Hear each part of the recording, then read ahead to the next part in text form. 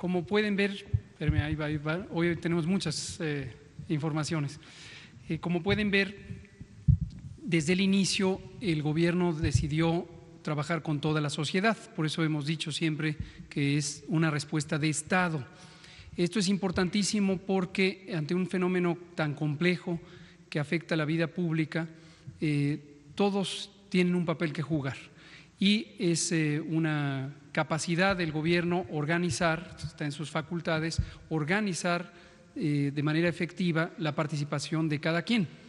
En su gran mayoría el sector privado ha estado atento a los llamados, ha estado dispuesto a colaborar, ya sea en el tema específico de atención médica, que es lo que acaba de explicar el doctor Santos Preciado, o en otro tipo de respuestas que también son importantes de los componentes del sector privado que no tienen que ver con la atención médica. En estas medidas de mitigación, la Jornada Nacional de Sana Distancia, hemos insistido una y otra vez el reconocimiento a aquellas empresas, tanto pequeñas como medianas como grandes, o las microempresas, que han sido sumamente responsables, muy comprometidas, sus propietarios, sus trabajadores, sus administradores, comprometidas con una acción de interés colectivo.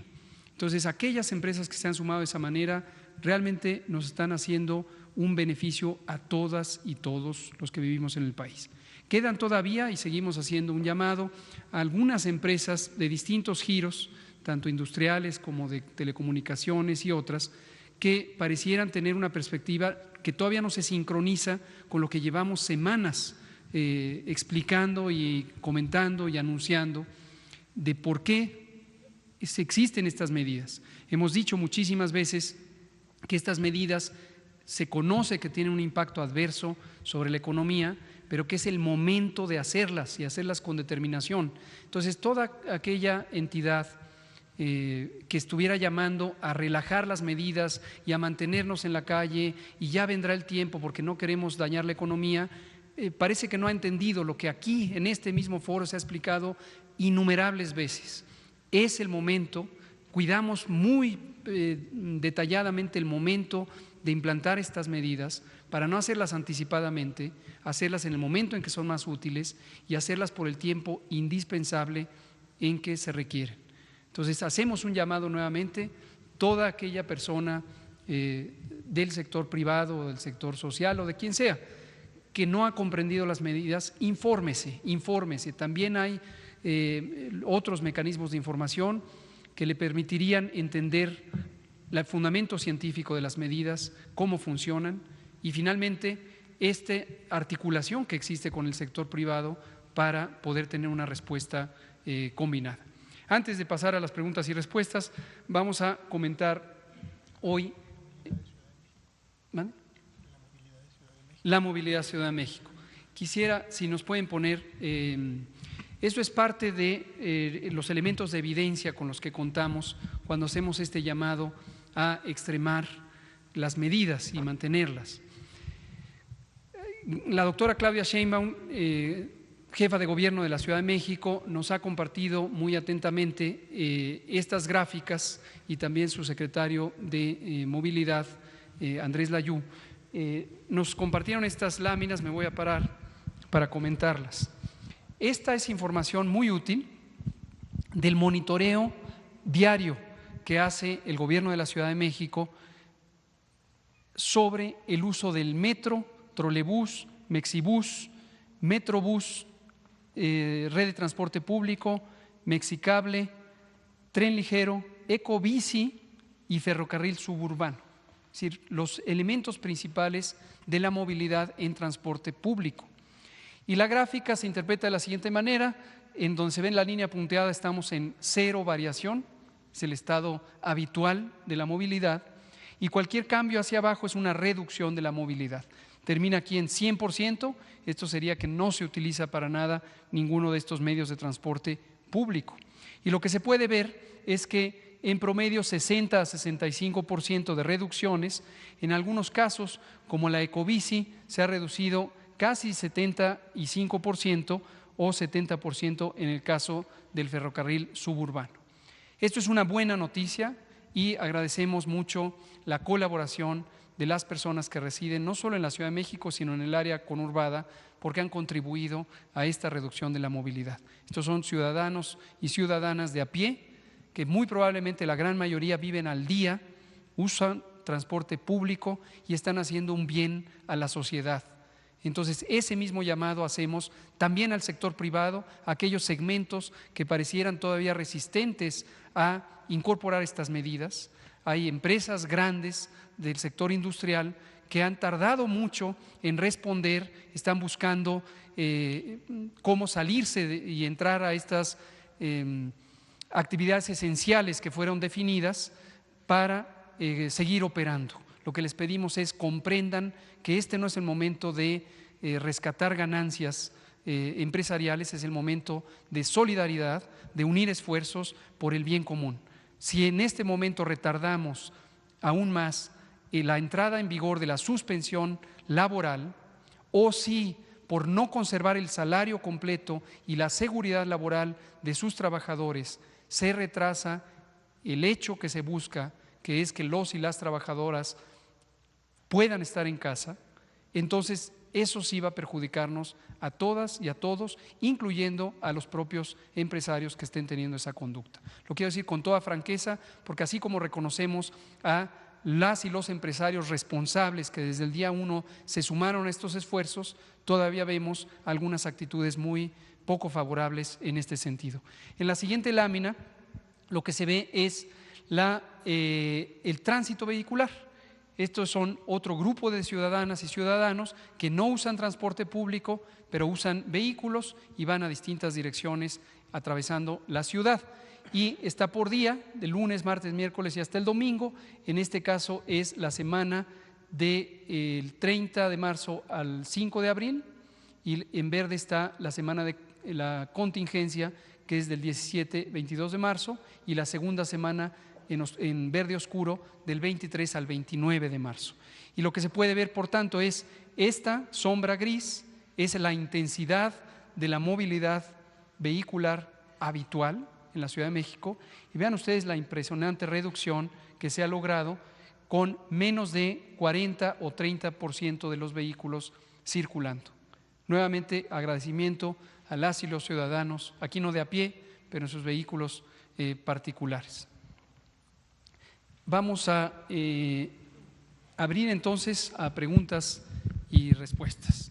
Araceli, usted, hoy no le toca a Blanca, y ustedes dos.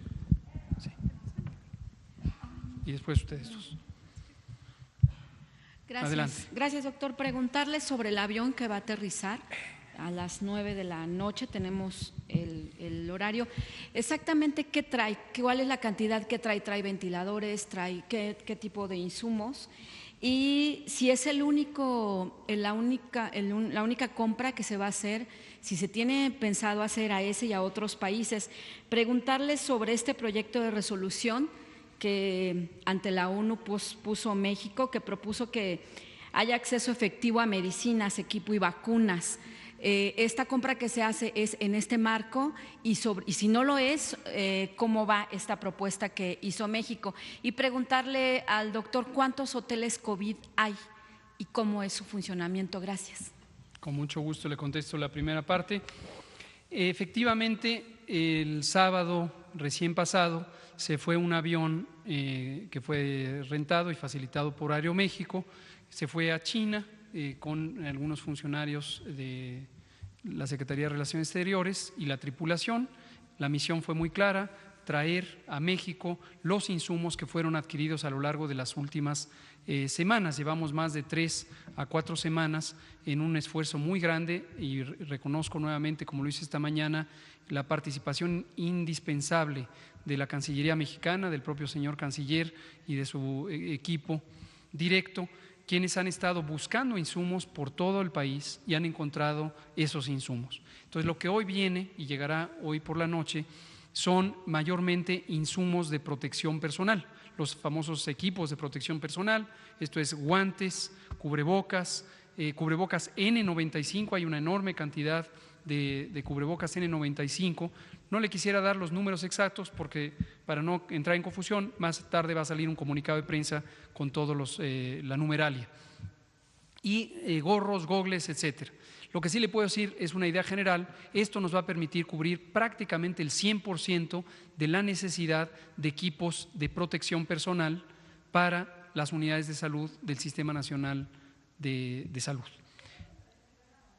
¿Es lo que se comentó en la mañana? No, lo que se comentó en la mañana, lo que presentamos fue específicamente sobre los ventiladores. La parte de equipos de protección personal sí es parte de lo que está en el avión. Ahora, este no es el único vuelo, se ha establecido un puente aéreo entre México y China. Precisamente puente aéreo quiere decir que va a haber un continuo ir y venir de estas aeronaves para traer los otros diversos equipos. Vendrán próximamente los ventiladores, monitores y otros equipos ya más especializados. ¿Solo es en China? ¿Solo es a China? En este momento, para estos embarques es en China, es el sitio del mundo en donde se consiguió la mayor dotación que nos permite resolver de manera inmediata las necesidades. Y desde luego la exploración de mercados ha sido muy amplia y otros países, sobre todo la región europea, ahorita están teniendo enormes dificultades por la propia necesidad que tienen, pero además por disposiciones gubernamentales, en algunos casos se ha restringido la salida de insumos para la salud, específicamente los necesarios para la respuesta en COVID de esos países. Entonces, hoy el país que sí los tiene tanto en existencia como en disponibilidad es China. ¿Cómo se comprobó Por ahora la sí. calidad? ¿Vale? En cuanto a la calidad, ¿cómo se comprobó la calidad? La calidad, esto me lo preguntaron hace unas 4 o 6 días y lo comentamos. Todo lo que se compra está sujeto a una revisión técnica. Tenemos un comando operativo, esto lo he mencionado también. Aprovecho para agradecer a David León, el Coordinador General de Protección Civil, quien ha sido un funcionario extraordinariamente efectivo en facilitar la coordinación de todas las instancias de gobierno federal que estamos trabajando en esto.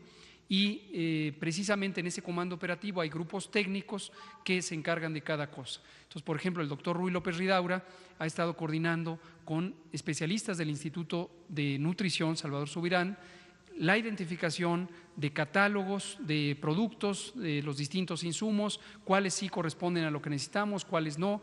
Varios han sido descartados y se quedan solamente los que son apropiados y son garantía de calidad. Doctor, pero un aproximado de cuánto material, cuánto insumo va a venir.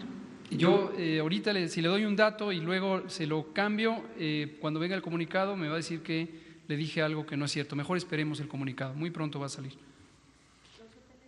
Hoteles COVID. Gracias. Rápidamente, sobre los hoteles COVID lo que les puedo comentar es que el protocolo define que las secretarías estatales de turismo y las asociaciones locales de la industria turística van a estar primero viendo cuál es la ocupación, saber qué hoteles tendrán que cerrar para enfocar todos los esfuerzos en menos lugares y para que se dividan entre las personas que sean sospechosas de COVID y las que solamente están esperando su retorno a casa. Entonces, yo estaré en comunicación con la Secretaría de Turismo para poderles dar los avances de cómo en cada estado se ha avanzado en la implementación del protocolo que propusimos.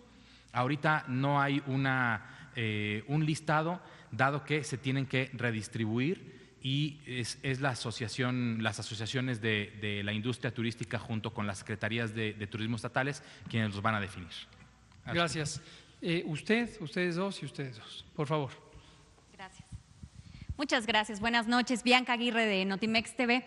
Bueno, pues quiero preguntarle, hay 6 estudiantes del Instituto Politécnico Nacional y del Instituto Tecnológico de Georgia, quienes están creando prototipos de ventiladores. Ellos están aquí en México y quiero saber si ustedes van a acercarse con ellos, ya que, bueno, pues los entrevistamos y nos dijeron que estos prototipos, ya cuando estén terminados, que será el próximo viernes, costarán entre 2,500 y 3,000 pesos. Gracias. Muchas gracias. Se han evaluado múltiples prototipos y ha habido también, por cierto, agradecimiento a todas las organizaciones, tanto ciudadanas como de pequeñas iniciativas empresariales o ingenieriles, grupos académicos que nos han mandado múltiples propuestas. No todas las propuestas son realistas, no son factibles. Los procesos de fabricación de este tipo de dispositivos, dado su uso en salud, su uso humano, requiere los más altos estándares tanto de seguridad industrial en el proceso de fabricación como de especificaciones técnicas para que sean las correctas. Entonces, de los distintos prototipos, y lo regreso a los comités técnicos, se instauró desde hace 2 semanas y media un grupo técnico que coordina de origen la Secretaría de Economía en la parte empresarial, de exploración empresarial, el Instituto Nacional de Ciencias Médicas y Nutrición, ya mencioné al doctor Guillermo Domínguez Cherit, y también obviamente la Secretaría de Salud y grupos de ingenieros, algunos del Instituto Politécnico Nacional, de Cinvestav, de la Universidad Nacional Autónoma de México, entre varios otros. Se ha hecho una exploración muy sistemática, muy transparente, se ha puesto a disposición de varios, se han buscado las evaluaciones apropiadas, existe un modelo de pulmón artificial que permite evaluar los parámetros de funcionamiento de la presión, el volumen, una serie de parámetros que se usan en esto. El Instituto Mexicano del Seguro Social tiene un área específica de estos simuladores, se ha utilizado. La Secretaría de Marina tiene también un área de simulación para este tipo de equipamientos. Y de los distintos prototipos, finalmente también hemos contado con la colaboración del CONACYT, el Consejo Nacional de Ciencia y Tecnología. La doctora Marilena Álvarez Builla, su directora general, ha estado muy activamente en este proceso de vinculación de los centros CONACYT, los centros públicos de investigación. En particular hay uno en Querétaro que ha participado en este proceso. Entonces, estamos avanzando, todavía no tenemos ninguna noticia concreta que compartir, pero vemos una ruta crítica que haría factible la fabricación de algunos de estos. Gracias. Usted y usted, por favor. Pero la colega, sí, adelante. Gracias, secretario. Doctores, tengo 3 preguntas. Primero, empezando con el doctor Cortés, retomando un tema que quedó pendiente la semana pasada, ya tienen un protocolo para centros de reclusión social, pero ya hay lo mismo también para otros lugares donde están recluidas personas como las estancias migratorias, y aunado a eso ya se han detectado casos de infección o de enfermedades entre las personas que están recluidas. Después al doctor Alomía me gustaría preguntarle, por favor, si nos puede comentar, con los casos conocidos que hay hasta ahora en el país, ¿cuál es la tasa de incidencia, cuál es la tasa de ataque secundario que se ha detectado? ¿En qué momento, si es así, se podrían hacer tamizajes serológicos para revisar posibles inmunidades? Y también si con respecto a los deudos hay planes para hacer pruebas post-mortem de personas que tuviesen cuadros similares, pero que no se hubiera confirmado un caso antes del fallecimiento. Y, subsecretario, para usted también, si nos pudiera comentar sobre la literatura científica creciente que hay en el mundo, que sugiere que hay un porcentaje importante de contagios presintomáticos o asintomáticos, y en ese caso, ¿qué implicaciones tiene para la respuesta epidemiológica de México, sobre todo de cara a la fase 3? Muchas gracias. Voy a empezar yo con la última pregunta. Esto es un tema que se ha repetido y repetido y repetido.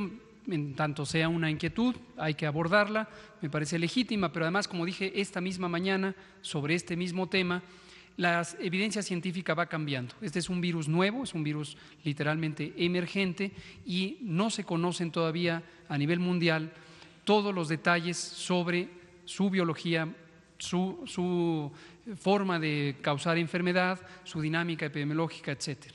Uno de los parámetros importantes en términos epidemiológicos es el periodo de latencia, también conocido como periodo de incubación, que es la duración en términos de tiempo entre la probable infección, el probable momento de transmisión a partir de otra persona, hasta que aparecen los síntomas. Después que aparecen los síntomas es el periodo de enfermedad y hay un periodo de contagiosidad o de capacidad de contagio. Típicamente, no diría la gran mayoría, pero una proporción muy grande de enfermedades infecciosas, los síntomas aparecen primero y casi al mismo tiempo o un poco después aparece la capacidad de contagio. Pero en múltiples enfermedades infecciosas puede ser que algunos pocos días antes de que aparezcan los síntomas, ya exista la capacidad del contagio. ¿Cuál es la explicación?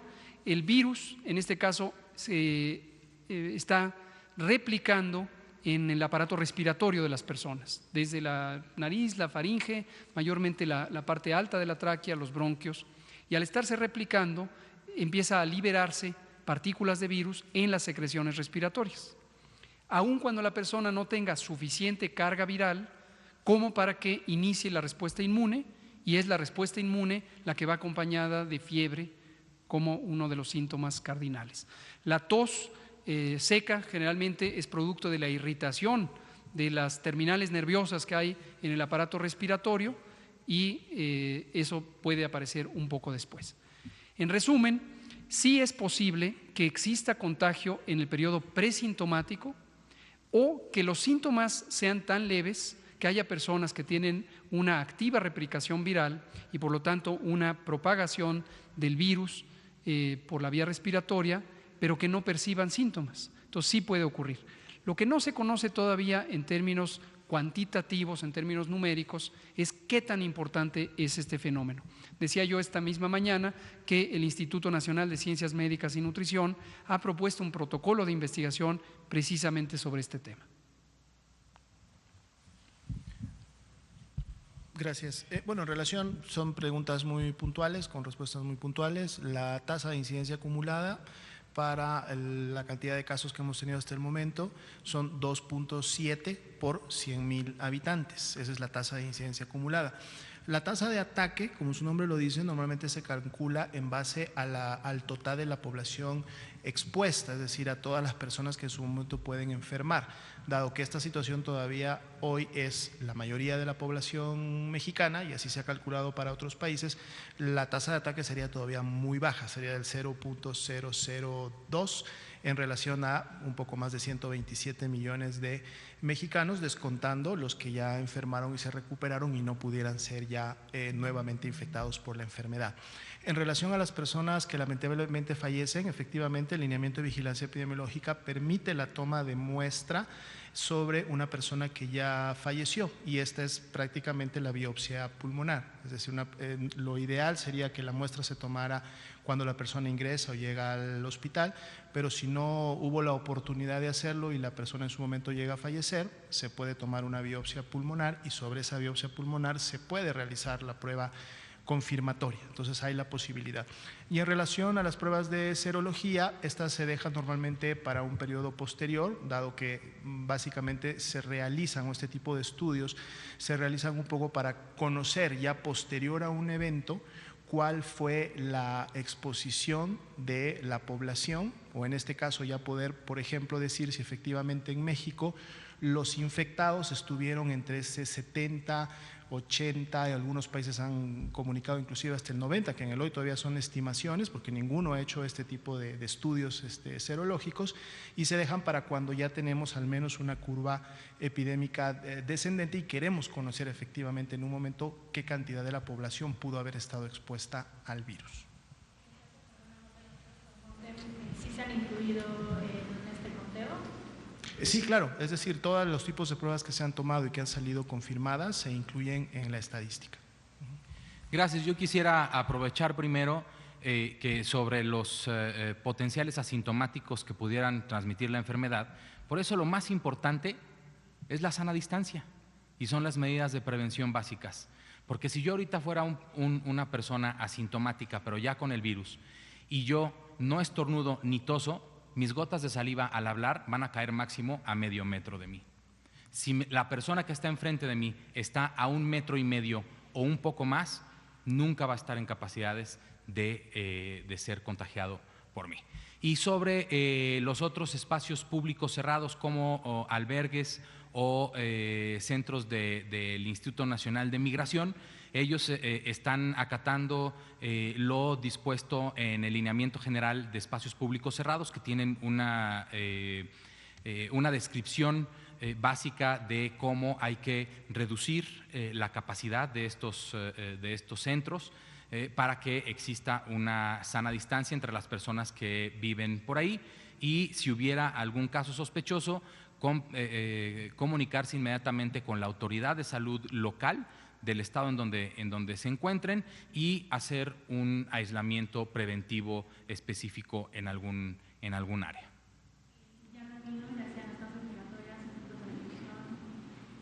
No tenemos conocimiento hasta ahorita que haya existido un brote o un caso específico ahí. La colega. Y ustedes dos. Gracias, buenas tardes. Del Sistema Público de Radiodifusión, dos preguntas. La primera, saber si la Secretaría de Salud tiene un registro de los mexicanos que residen en el extranjero y que han fallecido en el extranjero. Hoy en la mañana se comentaba que tan solo en Nueva York hay 110 mexicanos que murieron. También otra pregunta para el doctor Cortés es si existen lineamientos para repatriar los cuerpos, porque debido a que se están registrando casos de mexicanos que han fallecido, pues, bueno, esa sería la primera pregunta. Sí. Sí, en el caso de la segunda pregunta, efectivamente, en el lineamiento para el manejo de personas que han fallecido, hay un capítulo que habla de la repatriación en su momento de cadáveres, es decir, está incluido dentro de este mismo lineamiento. Ahora, el Sistema Nacional de Vigilancia Epidemiológica opera lógicamente con datos y con estadística y sobre todo con resultados de pruebas confirmatorias de las personas que han sido notificadas y estudiadas en México. Sí hemos visto en algunos medios o inclusive se nos ha compartido desde la Secretaría de Relaciones Exteriores algunas notas o estadísticas en el extranjero, pero esta estadística, digamos, no es algo que se concentra de manera directa por el Sistema Nacional de Vigilancia Epidemiológica, porque además nosotros lo hacemos basado en la existencia de un resultado confirmatorio que emite un laboratorio dentro del país. No dudamos que estas personas pudieran sí haber fallecido en el extranjero producto de COVID-19, pero no tenemos nosotros toda la información o en este caso los resultados, los estudios de caso y todo lo que en su momento nos confirme que efectivamente haya sucedido por esta razón.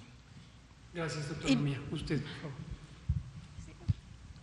Buenas tardes, Claudia Solera de Excelsior. Doctor, hay una gran preocupación en los hospitales del IMSS de los estados, como en el Regional 6 de Gómez Palacio, desde donde se están enviando las muestras a la Ciudad de México, llegándose a tardar, nos dicen, en promedio unos 5 días en regresarlos. De hecho, el periodista Javier Garza Ramos documentó que 4 pacientes atendidos en esa clínica murieron antes de que llegaran los resultados. Y la pregunta aquí sería, ¿qué porcentaje de todas las muestras que se están haciendo en el país están enviándose a la Ciudad de México y cuántos días se estarían tardando en promedio en regresar los resultados a estos estados? Y me dicen que particularmente las clínicas del IMSS es donde está sucediendo esto, doctor. Gracias. Muchas gracias. Esta noticia efectivamente lleva 48 horas circulando.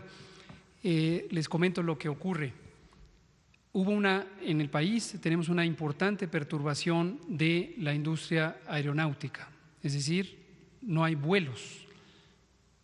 Entonces, para transportar las muestras de Gómez Palacio Durango o de Baja California Sur o de cualquier sitio más remoto, se requiere pues una aeronave. Entonces, esto perturbó un mecanismo que de otra manera funcionaría de manera eficiente, ahora no funciona de manera eficiente. Tomamos cartas en el asunto y justamente el martes pasado lo comentamos en la videoconferencia con los gobernadores. En ese mismo momento se lo hice de conocimiento al maestro Zoe Robledo, director general del IMSS, que no estaba presente en la conferencia. En menos de 3 minutos me dijo ya tenemos una solución, designó a sus directores normativos, trabajaron con el INDRE, estuvieron en una reunión técnica ayer o anteayer, y analizaron cuáles son las maneras de tener una ruta crítica más eficiente. Los 32 estados o los 31 y la Ciudad de México tienen un laboratorio estatal de salud pública y en este laboratorio se pueden realizar las pruebas. Entonces, aquí lo que se está estableciendo es un convenio entre la Secretaría de Salud Federal y el Instituto Mexicano del Seguro Social. Finalmente, los insumos para las pruebas que tienen los laboratorios los proporciona el INDRE. Entonces, este convenio lo que nos va a permitir es que en los laboratorios estatales, con los insumos que proporciona la Secretaría de Salud Federal, se puedan realizar las pruebas que necesita el Seguro Social y esto resolverá el problema. Gracias. Usted, por favor. No, allá el colega y luego usted. Nos quedan 3 minutos, me dice. Eric Hernández, de Diario Basta, Grupo Cantón. La pregunta sería, al día de hoy, ¿cuál es el déficit de médicos? Si en octubre de 2019, Zoe Robledo, el titular del IMSS, nos comentaba que había un déficit de 94,000 a nivel nacional. Igual, además de los 3,000 nuevos médicos que se contrataron al día de hoy, ¿cuántos faltarían de acuerdo a la Organización para la Cooperación y el Desarrollo Económico? ¿Cuál sería el número de médicos o personal que haría falta para hacer frente a la crisis? No me lo tome a mal mi respuesta, pero llevamos meses hablando de esto. Yo mismo lo he presentado en la conferencia matutina antes de que viniera COVID y expliqué precisamente de este problema del déficit de médicos y enfermeras y otro personal de salud que México tiene desde hace muchos años. Hace más de 14 años, el informe de la OCDE, que posiblemente es el que usted refiere, indica cuál es el déficit. México en general está en los últimos lugares de los países miembros de la Organización para la Cooperación y el Desarrollo Económico en términos de su capacidad de número de camas, número de hospitales, número de personal. Entonces, lo que le pido es, si pudiera recapitular sobre la información que hemos dado, y ahí va a ver que todo eso está presente. Vamos a dar paso a la última pregunta. Además, antes de que, ¿cuántos pacientes en México se han curado de la enfermedad? No tengo ese dato. ¿Se han recuperado? ¿Cuántos? Sí, se ha recuperado. La última estadística, y esto varía día con día porque hay que ver que los casos nuevos que van entrando, y como ustedes han visto en las estadísticas, los casos nuevos en las últimas 24 horas han tenido una tendencia ascendente, pero el porcentaje o la proporción de los casos confirmados que al día de hoy ya se han recuperado ha estado fluctuando entre un 42 y un 45%, que son los casos que tienen ya más de 14 días desde que iniciaron sus síntomas. Gracias, doctora Lomía. Última pregunta. Gracias, Alejandro Olero, de la Red de Círculo Digital. De manera muy concreta, el acuerdo en el Diario Oficial de la Federación en que se dice que van a reactivar la industria acerera, cementera, solamente para las obras del gobierno federal, las obras clave, emblemáticas del gobierno federal, Aeropuerto Santa Lucía, Tren Maya, etcétera, no quiero mencionarlo. ¿Eso le parece correcto? ¿Es una medida acorde con la emergencia sanitaria, señor subsecretario? Si me permite ahorita una muy breve sobre la estadística, gracias. Con mucho gusto. Esto me lo preguntaron ayer también en una entrevista en la noche para el diario El Financiero. Lo que tenemos es la posibilidad de que estas obras que son del gobierno, tenemos un control muy estricto, cuando más la que está a cargo del ejército. Y esto lo que nos ha permitido es constatar que los protocolos de sana distancia y demás lineamientos se pueden y se están cumpliendo apropiadamente. Y por eso decidimos, ese fue un criterio, que se mantuviera esta operación. El segundo criterio y el propio lineamiento publicado en el acuerdo ayer a estas horas indica que los hornos de la industria siderúrgica y los hornos de la industria cementera tienen dos características importantes. La primera, son parte de esta categoría que está listada desde el primer acuerdo y ahora en el nuevo, que existirían consecuencias graves si se paralizan. Entonces, un horno de esta naturaleza tiene que estar prendido continuamente, porque de otra manera echarlo a andar se lleva meses literalmente. ¿Sería más grave pararlo sería eso más grave pararlo a que pueda haber contagiados? No, además me falta la tercera pieza. La tecnología de hoy permite operar estos hornos, por monumentales que son en su tamaño, con muy poco personal. Entonces, precisamente el lineamiento, si usted lo puede ver con cuidado, indica que las empresas que quisieran estar en una condición de actividad esencial están obligadas a informar, el periodo además es 24 horas, a la Secretaría de Economía cuál es su plantilla, cuál es la plantilla esencial y cuál es el compromiso de reducción de esta plantilla, del número de personas laborando. Entonces no se corre riesgo. Pidió el presidente que no se pararan las obras y por eso ustedes decidieron tomar… Estoy platicando cómo ocurrió, se lo estoy diciendo.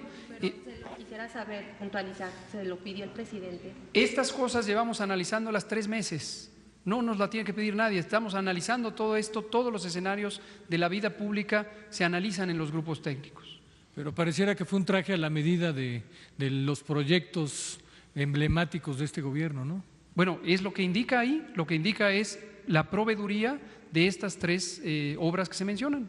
Rápido, ya nada más, ¿podríamos tener estadísticas, la tasa de mortalidad y la tasa de infectados, de enfermos por grupos de edad? Porque no la he podido ver en estos días. Creo yo que por los cálculos que hice hay mayor población de 65 y más, pero el número de infectados es más o menos equivalente a los de 35, 45, 50 años. ¿Podríamos tener esa estadística? Con mucho gusto lo preparamos, ¿sí? Y se lo traemos a todos ustedes próximamente.